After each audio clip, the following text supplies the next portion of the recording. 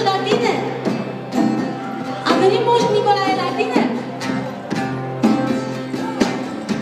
N-a venit, nu? A venit! A venit, bravo!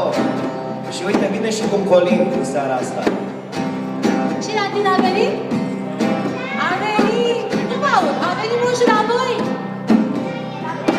Da, a venit! Și sunteți fericiți? Cei mai fericiți. Și la părinți a venit? Au fost cuminți? Ați fost cuminți, dragi părinți? A venit și Moșul la noi acum. Și Moșul a fost cuminte.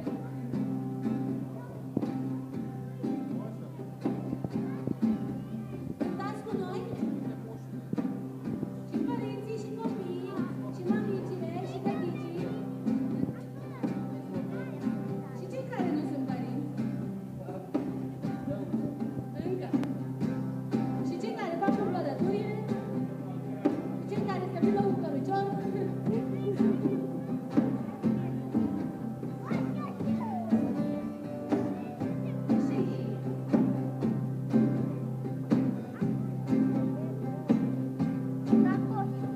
Sculați gazde, nu dormiți, vremea e să vă treziți. Foarte bine în față! Sculați gazde, nu dormiți, vremea e să vă treziți. Casa să vă aranjați flori de măr și masa să o încărcați flori de măr. Casa să vă aranjați flori de măr și masa să o încărcați flori de măr. Foarte bine! Foarte bine! Cântați tare! Curaj! În spiritul sărbătorilor! Haideți să ne simțim bine! Să aducem în sufletele noastre colindele tradiționale. Pledu și colindăm, colindăm, iarna, pera, ușpera, fere. Și voi? Iarna, cu colinde rode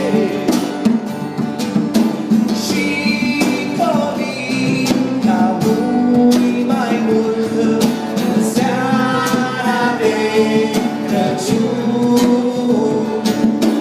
Să trăiască cine ascultă în seara de...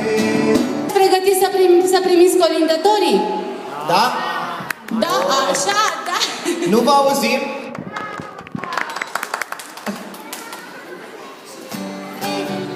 Primiți cu colindul! Primiți cu colindul!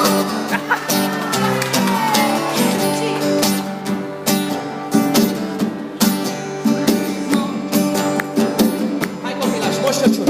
Moș Crăciun, de medale, a sosit de plin amenț și aduce daruri multe. Moș Crăciun,